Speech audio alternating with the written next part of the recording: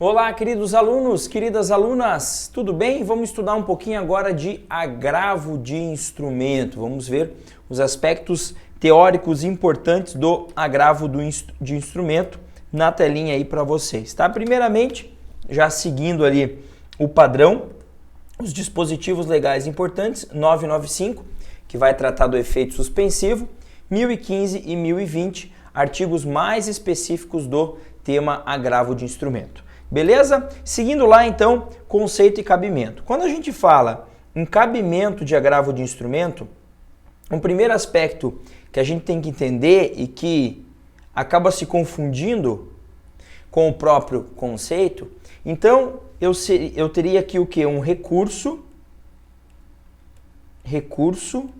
para ataque de algumas decisões interlocutórias. Algumas decisões interlocutórias. E por que eu falo algumas decisões interlocutórias? Pelo seguinte, no código antigo, a gente falou em interlocutória, a gente falava em agravo de instrumento. No novo CPC, não. Eu falo assim, ó, eu tenho uma decisão interlocutória, pode ser recorrível pela via do agravo de instrumento, mas não que o será. Por quê? Eu preciso da interlocutória que esteja aqui, ó, no rol do artigo 1015 do código, tá? Então, no novo CPC, não são todas as interlocutórias que serão agraváveis. Eu preciso de uma interlocutória que esteja dentro de uma relação, dentro de um rol, o rol do artigo 1015 do Código de Processo Civil. Beleza? Então, o que é agravo de instrumento? O recurso para atacar com o objetivo de reformar ou declarar nula uma decisão interlocutória. Qualquer decisão interlocutória, não. Uma que esteja no rol do 1015 do Código de Processo Civil. Beleza? Visto isso, vamos avançar para trabalhar com as hipóteses do 1015. Aqui, gente, eu não vou tomar teu tempo, tá? Eu não vou fazer a leitura de todas as hipóteses. Eu vou te contar rapidamente quais são essas hipóteses, sem entrar muito no mérito delas, porque para a tua prova você não precisa entender muito por que cabe.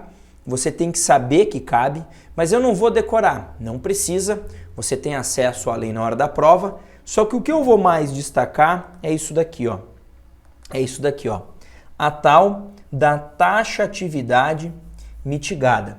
Me lembro bem dezembro de 2018, eu só estava preocupado com a festinha da Gabriela de 2 anos de idade. Gabi faz aniversário em dezembro, tá? Preocupado com a coxinha, com o quibe, com o cachorro quente, com o chopp, só com coisa boa. E aí acontece o quê?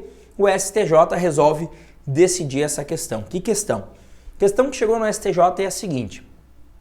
O rol do artigo 1015 é um rol taxativo, ou seja, só cabe o que está no 1015, ou é um rol exemplificativo? Cabe o que está no 1015 e outras coisas mais. Foi isso que chegou no STJ em dezembro de 2018. Quer dizer, chegou em fevereiro já de 2018, mas foi julgado só em dezembro. Em resumo, o STJ disse assim, olha, o rol do 1015 é um rol taxativo, mas é uma taxatividade mitigada. O que isso quer dizer na prática? O que isso implica na prática? Quer dizer basicamente o seguinte, as hipóteses do 1015 são agraváveis, ponto final. Mas é possível que você faça agravo do instrumento com base em outras hipóteses que não a do 1015, desde que você demonstre que é necessário o ataque daquela decisão judicial naquele momento. E como é que você faz isso? Você faz isso demonstrando que de nada adianta eu deixar para atacar essa decisão judicial ao final do processo. E por que isso? Se você bem lembra, quando a gente estudou apelação, a gente viu assim, ó, apelação é cabível contra as decisões, contra as sentenças, né? E também contra as interlocutórias não agraváveis. Então veja, lá no final do processo, quando eu vou fazer a minha apelação para atacar a sentença, eu também posso atacar as decisões interlocutórias que não eram passíveis de agravo de instrumento. Então uma decisão que foi dada lá há 10 meses, 2 anos, 3 anos atrás, eu vou atacar agora. Tem decisão que se eu atacar agora, não vai mudar muita coisa, né? Tem decisão que pode esperar esse tempo todo para ser atacada, mas tem outras que não. Existem decisões interlocutórias que se eu não atacar naquele momento e for esperar lá para o final do processo, perde um pouco o sentido esse ataque. Então isso é a taxatividade mitigada. Então, é o rol do 1015 que é agravável, mas eu posso atacar em outras situações desde que eu demonstre que o ataque dessa decisão lá no final do processo não teria qualquer utilidade. Beleza? Depois você dá uma lidinha nas hipóteses do 1015 e não se esqueça de dar uma olhada, em especial, aqui ó, no parágrafo único do 1015. Muita gente se perde aqui. Por quê? Decisão interlocutória na fase de liquidação de sentença, no cumprimento de sentença, processo de execução e processo de inventário. Havendo decisão interlocutória em qualquer uma dessas fases aí, sempre será possível também a interposição do agravo do instrumento. Mas eu sempre destaco, tem que ser uma decisão interlocutória, tá? Ah, professor, eu posso então decorar, gravar que toda decisão em processo de execução, em fase de liquidação ou em cumprimento de sentença é agravável? Toda decisão não, somente a interlocutória. Porque se essa decisão for uma decisão que colocar fim ao processo de execução, por exemplo, é uma decisão lá que julga a impugnação ao cumprimento de sentença e que vem a extinguir o cumprimento de sentença, ou seja, vem por fim ao cumprimento de sentença, essa decisão virou uma sentença, porque sentença é o ato do juiz que põe fim à fase de conhecimento ou que extingue a execução. Se ele extinguiu a execução, ele também é uma sentença. Se ele é uma sentença, aí não é mais apelável, mas será então agravável. Beleza? Tranquilo? Avancemos aqui para falar do tal do efeito suspensivo. Vamos anotar aqui, ó. Diferentemente do que a gente tem na apelação, no agravo de instrumento, então, olha lá, não há efeito suspensivo, não há efeito suspensivo automático. Não há efeito suspensivo automático. Então, no agravo de instrumento não há efeito suspensivo automático. Esse efeito suspensivo automático é conhecido como efeito suspensivo ex lege ou op legis. Tá. Se não há o efeito suspensivo automático, eu posso conseguir? Posso.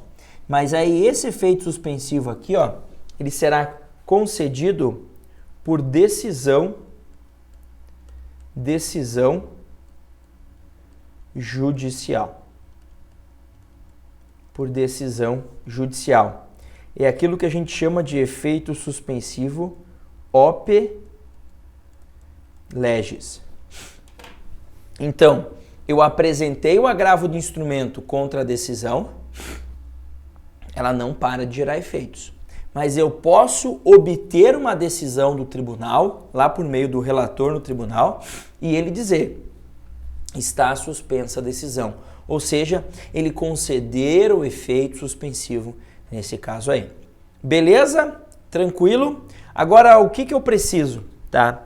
Esses requisitos aqui, ó, esses requisitos aqui são os requisitos gerais de efeito suspensivo de recurso, que aparecem lá no artigo 995, parágrafo único. Lembra que eu mandei você grifar lá, ó, 995? É por isso. ele pode sim ser muito útil no teu agravo de instrumento. Beleza? Então, risco de dano grave de difícil ou impossível reparação, probabilidade de provimento do recurso, tá? É muito parecido com a tutela provisória de urgência. O primeiro requisito seria a ideia de urgência.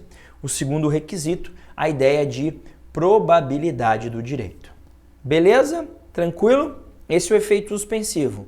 Quando é que eu vou me valer dele, professor? Quando a decisão judicial que você está agravando te causou um prejuízo.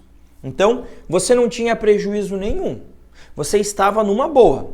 Você pede alguma coisa para o juiz e ele não te dá. Ou melhor, você pede uma coisa para o juiz e ele te dá. A outra parte que estava numa boa foi prejudicada por isso. Eu peço alimentos provisórios. O juiz manda o pai pagar. Opa! O pai estava numa boa, a decisão judicial veio e prejudicou ele. Ele vai agravar dessa decisão e pedirá também o efeito suspensivo. Eu peço que o juiz determine que o plano de saúde me faça a cirurgia. Beleza. O juiz manda fazer a cirurgia nesse caso.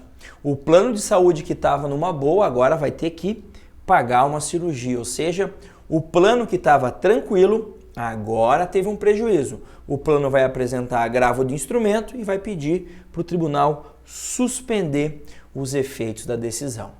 Professor, eu sempre vou pedir efeito suspensivo? Nem sempre. E o tal do efeito ativo é a mesma coisa? Não é não. O efeito ativo é um pouco parecido, mas tem uma diferença gritante. Ele é o oposto do efeito suspensivo. O que são parecidos, na verdade, são os seus requisitos. E isso a gente vê na parte 2 dessa aula aqui, ok? Um grande abraço, toma uma água, toma um café, segue comigo ali no próximo bloco e até mais.